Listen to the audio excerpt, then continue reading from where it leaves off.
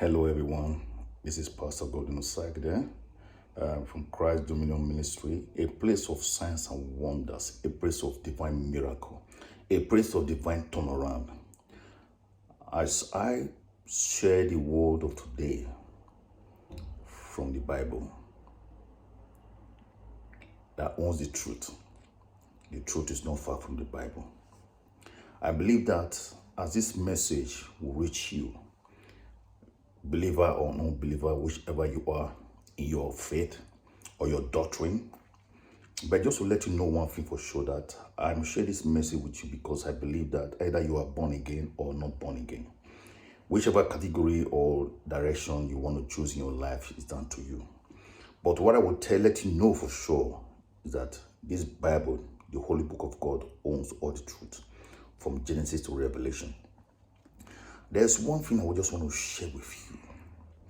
As the Spirit of the Lord ministered to me, he said I should let you know one thing for sure in your life.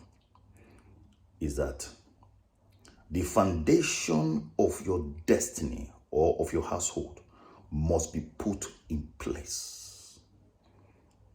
What did I say?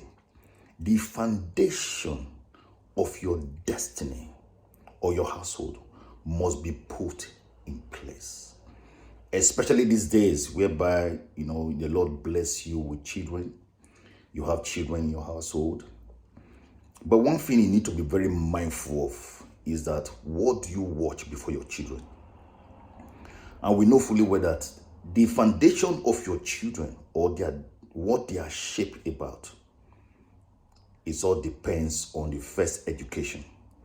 And what is that first education? The first education starts from your home. And the second starts from what? From the government. Because your children will go to school. They will learn. They learn a lot of things from school. But the first education from the home, what are you sharing with your children?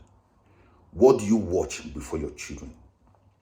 You watch television. Perhaps, for instance, you're watching a television, you're watching Nollywood, or you're watching R&B musical channels, and there could be all sort of engagement, because television and the media is very, very engaging. The media always take the middle. They intercede between us and them. They share the information, they audit the information before they share it out. But there are sometimes when you're watching a movie, and suddenly your children is there. Your children watch, perhaps suddenly they started doing some sort of unholy act in that movie. Perhaps you see a man kissing a woman, or you see all sort of things that is not supposed to be watched before your children's eyes. Then suddenly you say, oh, close your eyes, close, I don't watch that, don't watch that, don't watch that. That's what, because curiosity now tends to build on your children. And know fully well that children are like copycat. They copy what you do. They look at everything that you do in your household. They take note of everything that you do. And when you do them before them, they learn from that. So when you watch a certain movie or you watch a certain musical channels and your children are looking, they are learning from that musical channels. And if the content of that musical channels is something that has got to do with a flirtatious attitude, a sinful way, a sinful attitude, a sinful behavior, they pick it up and they learn it. It sinks into their mind and it is hard to erase. So be very mindful of what you watch for your children. At their age, they are not meant to be watching that with you. If you are watching a Nollywood and suddenly in that Nollywood, they will say that there's always what we call parental guidance in it. Always listen to that parental guidance. That there are certain things you cannot watch before your children, because the first education in your household is your children want to see you reading the Bible. They want to see you doing something that demonstrates as a leader, because you are their leader. They look up to you in every aspect. They look up to your attitude, your behavior, what you're doing around your environment. They copy it, they do that. If you hold your mobile phone and you are receiving a call before your children, you're talking. So there are sensitive words you cannot discuss in front of children. There are sensitive words you cannot discuss in front of them. And when they are sick in their head, or the way you approach your mobile phone and the way you behave before your mobile phone, they tend to do the same thing. That builds up their attitude and behavior. So be very mindful of what you actually do in front of your children. If your children is there and you hold a mobile phone, try as much as possible to be polite when you're talking on the phone, so that they tend to learn in that way that say, okay, you have to be polite on the phone when you're talking. Or when you're watching a movie that has got parental guidance and they're not supposed to be watching certain content in it, you shouldn't allow your children to be around there. Or you watch such movie when your children are back to the school. When they are in the school and you want to watch that movie, there is time for you to watch such a movie. Always watch in front of your children a movie content that is very, very educating.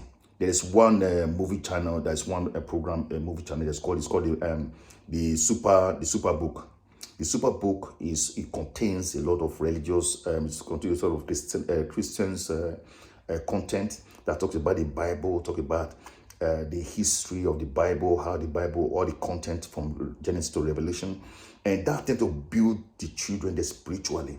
It builds that spiritual content because the spirit that is in them, that children, I tell you what, if that is not well looked after, when your children becomes teenager, it is very, very difficult for you to control them, because they will hide themselves and watch certain content either in their mobile phone or in any way, in any form, because they want to watch what you were watching and see that they started watching some sort of content that is not for them to watch.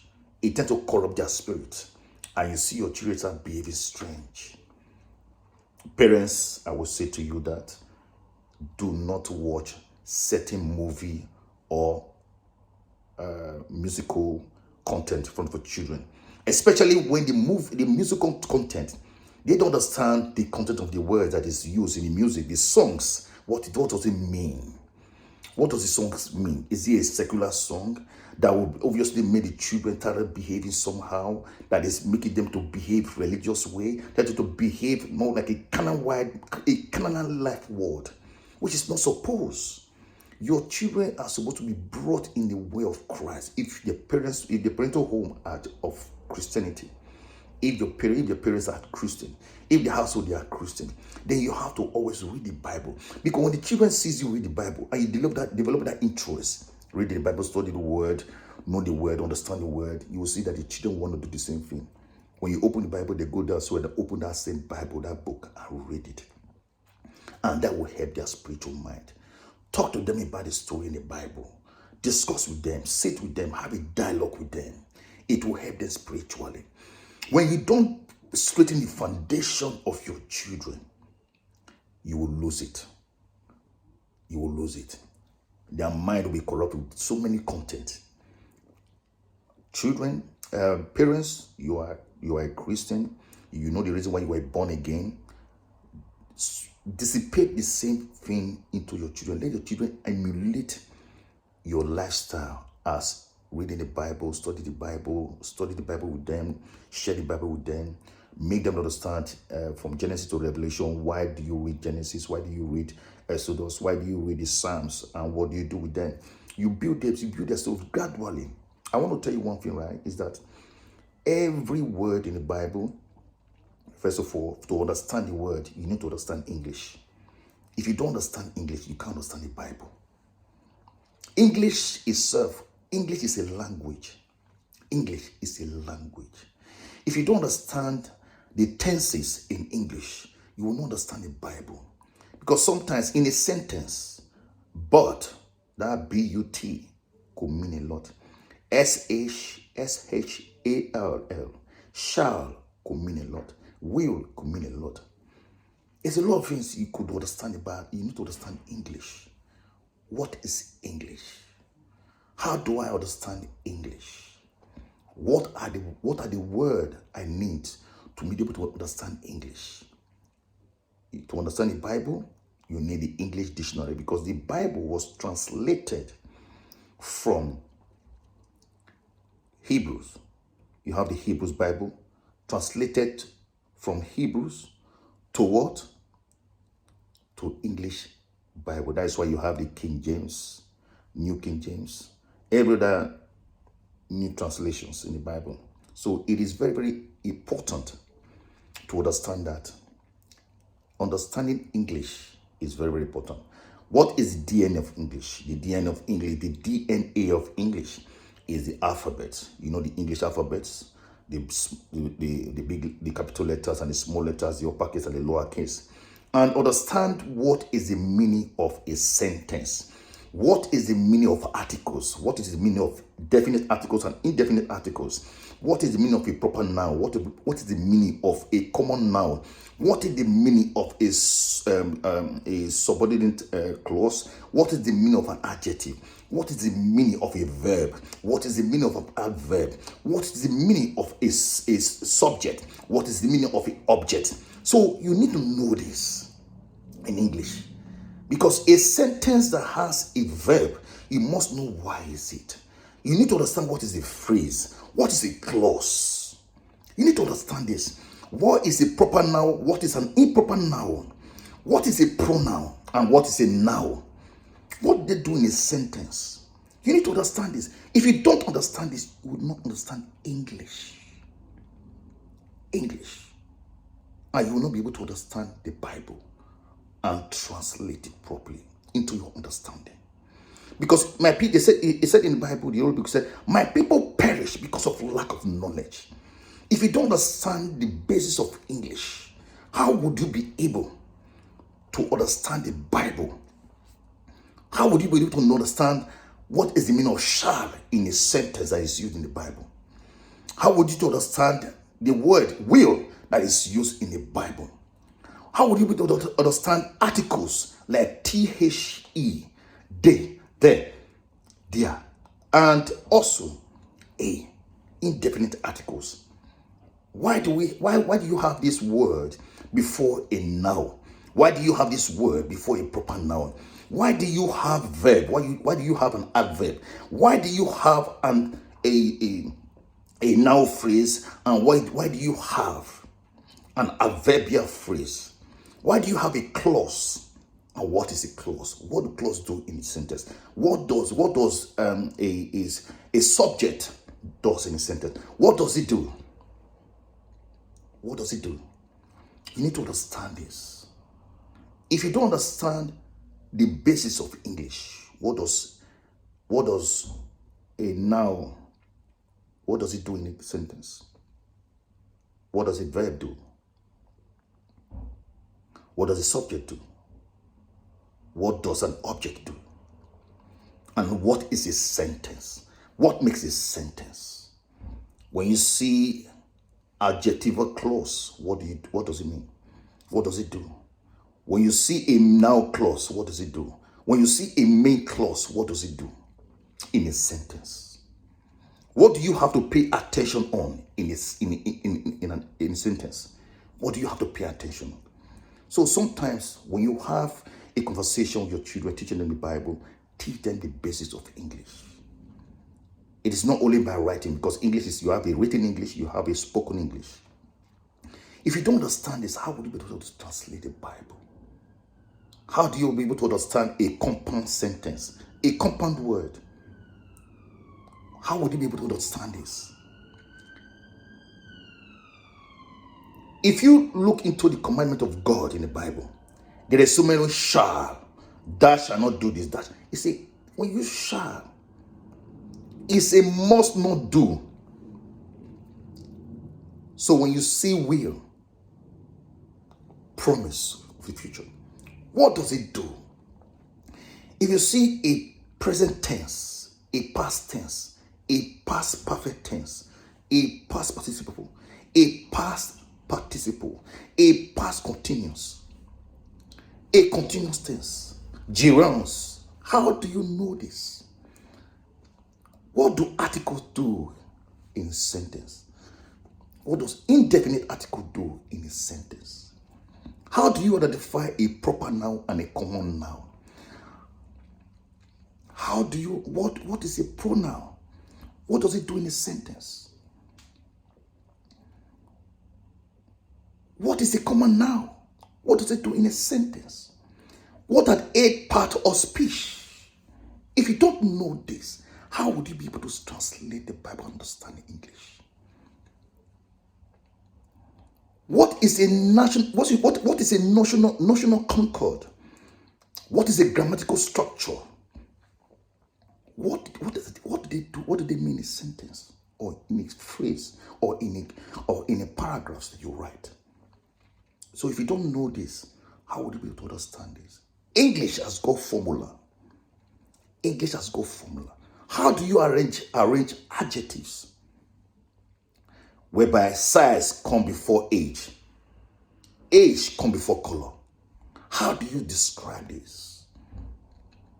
How do we are able to use English to understand what the Bible is telling you about?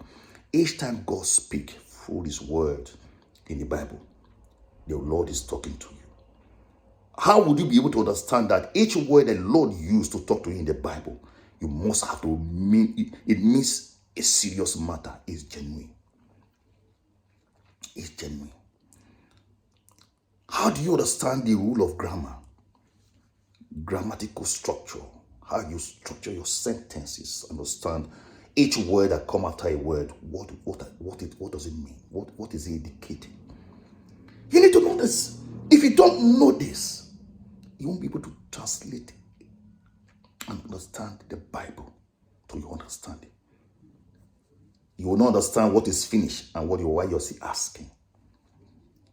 You will not, if you don't understand the meaning of a gerund, that going, coming, come, is an adverb. Every verb forms a gerund in a sentence. So it is good to, share, ideas, and to be able to boost your vocabulary to understand that there's what they call rule of grammar, so that you understand English, so that you'll be able to understand the Bible. Understand that whatever God says in this Bible, God means every word it says. Because everyone that rose from Genesis to Revelation, they were spirit-led. They were led by the Spirit. They were led by the Spirit. You take the word of the Lord seriously. You take the word of the Lord back to God and say, this is what you said. He said, the Lord is my shepherd. The Lord is my shepherd. You see that my shepherd, my, that is what they call a possessive pronoun of claim, owning. A possessive. The Lord is my shepherd. Oh, if the Lord is your shepherd, you see, I use that word again. I use your as a possessive noun, a possessive pronoun. The Lord is your shepherd. You have what they call is as a singular verb, and you have a plural verb. You have a singular noun, you have a plural noun. How do you know that a word is plural or singular? You need to understand that the Lord is working miraculously in His word. If you don't understand the basis of English, you will go astray. To understand each word, every part of this word has got their language. And each language, like the Chinese language now, you need to understand the structure, the grammatical structure of a Chinese language. If you don't understand it, you will misinterpret their word, what it means. So you need to understand English. So be very mindful of what you watch from your children. Don't be watching sort of unsolicited movie or some movies that will corrupt their mind, because children are copycat. They copy and do what you do. That's why I said the sermon of my sermon today to you is that is what the foundation of your household must be put right.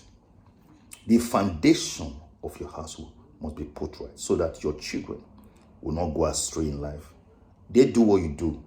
If the mother sat before the mirror or sit before the mirror, you will see that if you use a lipstick to do your lips, leave that lipstick on top of the desk and leave.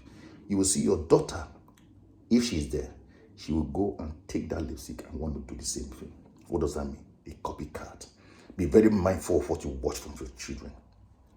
Always engage with them. Bring them together, have a dialogue, share the Bible with them. Teach them English. Teach them the structure of English, the grammatical structure of English. Teach them. If you ask any children now, what is a noun? What is a verb? What is an adverb? What is an adjective? They will struggle. They won't be able to tell you. What does it do in a sentence? And what is a sentence? That's why you need to make them understand that every word that is difficult to understand, you have a dictionary. English is a modified language. English was done by, if you look back to history, Germanic language. The French word is also in English. And they all come together to make English language. There are some words in English that are Germanic. That Germanic language, Germanic is in English. And you have some French word in English. So if you don't understand English, how would you be able to understand the Bible? Every word in the street, there's the DNA of English. When you understand it, you will enjoy the Bible with passion. If you don't understand the DNA of English language, you will struggle to understand what the Bible means. That is why you see some people, when they read the Bible, they misinterpret the Bible. Do you know why they misinterpret the Bible? Because they do not understand English. If they really understood English, they will be able to interpret the Bible, relate to the Bible in the way it was meant to be. The Bible, the Hebrews, was translated from Hebrew to English. And the way it was translated, that's why nearness is a King James version, the New King James version, the Old King James and the New King James. The New King James was translated to make the sentence of the sentences that were used to follow where to flow. That is to flow and follow the rule of grammar. Because there's no need of whereby you use a singular subject that you are not using a plural verb. I say it doesn't make sense. No. Singular to singular, plural to plural. That's why you have sometimes they said you have in English the notional concord, the concord, and the grammatical concord. These are all words in English that you need to understand. I will be obviously running out a seminar or this section for the rule of grammar. How do you understand English? I will be doing that so that our subscribers, and if you when you subscribe with us and you click the bell that is there, you click that bell as well. That makes you to understand. That bell is meant that whenever any section comes about, or any sermon coming about from Christ the Ministry, it will alert you to say that, yeah, I'm about to come on, or I have released released a sermon for you to listen to. Because every word I say to you are spiritual. They are to make you but not to destroy you. They are to build you and develop you. So you need to be in His Spirit. Be in His Spirit. Be in His Spirit. Be very mindful of what you, I say it again, be very mindful of what you watch from your children. Don't let your children watching R&B and other stuff or Nollywood with you, please. Let them be watching a children's channel. Any sort of biblical word that will enhance their vocabulary, that will enhance their mind, enhance their spirit. Because the foundation you need to get it right. That's why the home education for your children and the school education from the government, you need to make sure that your one at home has an upper hand over the one outside. Because if the government education is from when they go to school, they educate them. If their education is higher than your one, has an upper hand over your one, I mean, you are gone. Because whatever you say again doesn't make sense to them. They will argue with you because their mind, they are digitalized. Their mind is digital age. And when you are still, as a parent, when you are seeing analog, You need to upgrade yourself to become digital. Because if you don't, you always have argument with your children. Because you now operate on different level of understanding. But when your home is put right and you relate with them, you make them understand that you understand what they do, or what they understand. You understand. You have to be on the same page. You teach them. Don't be shy of say, yeah, certain things you don't know. Make a reference back to the dictionary. That's why you have the English dictionary. You have the Chambers, or you have the Oxford one, whereby you reference yourself to understand each word. What does it mean in a sentence? If that word is a noun, or is that word is an adjective, or is that word adverb, or is that word a verb? And how do you use them in a sentence? How do you put them in a sentence? 8 part of speech, you need to know them. Sentences, how the sentence is done, a subject, a verb, an object, or adverb, adverbial clause, noun clause. You need to know all this. These are very, very important, because you have the clause of time and the clause of where. That's of where. That's W-H-E-R-E. That is of a place. And W-H-E-N. That is of when, of time. So, and of manner, how. You need to understand all this. So, very, very careful what you watch from your children. So, you understand this word, structures, sentences, and be able to relate with the Bible, the word of the Lord. Hallelujah. God will bless you. May the Lord continue to minister with you. May the Spirit of God continue to minister with you. Understanding English is not is simple to do. Just follow it, learn, educate your mind about sentences in English, 8 part of speech, a verb, noun, adjective, adverb, and a clause and a phrase. Noun phrase, phrase, and a clause. You need to know all this. If you don't know the word compound words and proper noun and a noun pronoun, you need to know all this. So you teach your children so that it builds that understanding, so that you're able to understand each word. What is a to or to? What is it used for? When you see to with a word, what does it mean? It's sometimes to a location, direction, and of a purpose. It said it is good to be innocent. To be innocent, that is a purpose. Yes, it is good. To be is a purpose. So you need to understand English. English is very, very important. Read it.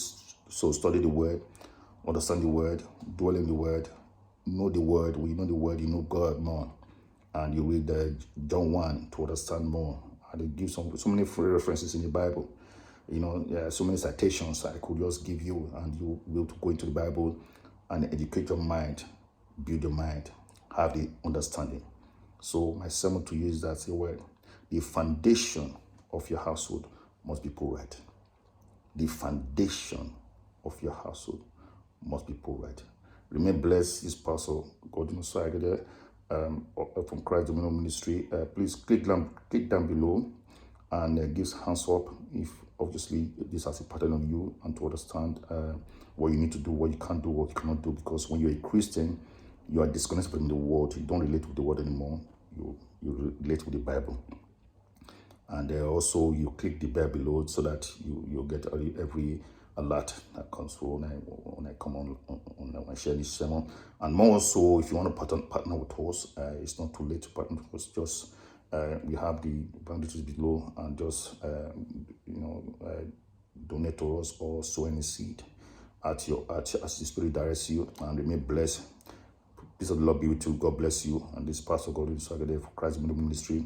Everybody remain blessed, and I hope that this my word has enlightened your mind to understand that your children, they are your future. They are more like your walking stick of your future.